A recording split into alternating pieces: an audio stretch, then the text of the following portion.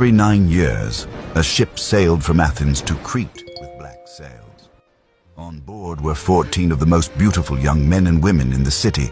They were not warriors, they were not criminals, they were tribute, a payment.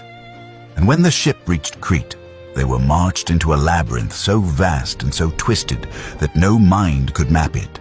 At the center of that labyrinth waited a creature, half man and half bull, a Minotaur. None of them ever came out.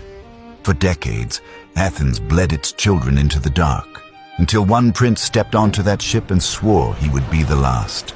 This is the story of Theseus. Long before Theseus was born, his mortal father, Aegeus, the king of Athens, traveled in despair to the city of Troezen. He had no heir, no son to inherit his throne, and the oracle had given him a riddle he could not solve.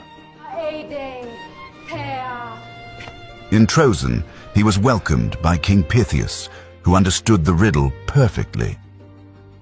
That night, Theseus sent his daughter Aethra to the king's bed. And on that same night, the goddess Aphrodite whispered to her in a dream and led her down to the shore. There, in the dark waves, the god Poseidon himself came to her. When the morning came, Aethra was carrying a child who was both the son of a mortal king and the son of the god of the sea. Before Aegeus left Troezen, he buried his sword and his sandals beneath an enormous boulder. He told Aethra, "If the child grows strong enough to lift this stone, send him to Athens. He will be my heir." Then he sailed home and waited. The boy Aethra raised was Theseus.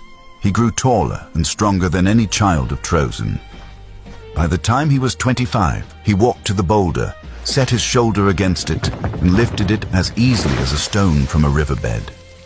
Beneath it lay his father's sword and his father's sandals.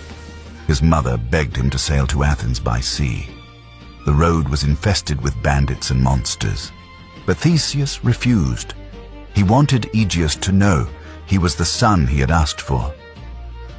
So he walked. On the road, he faced 6 killers, a giant who pinned travelers to a bed and broke them to fit it, a bandit who tied victims to pine trees and tore them in half, a cliff dweller who pushed travelers into the sea to be devoured by a giant turtle, a wrestler who challenged every traveler and never lost, a club-wielding monster guarding a mountain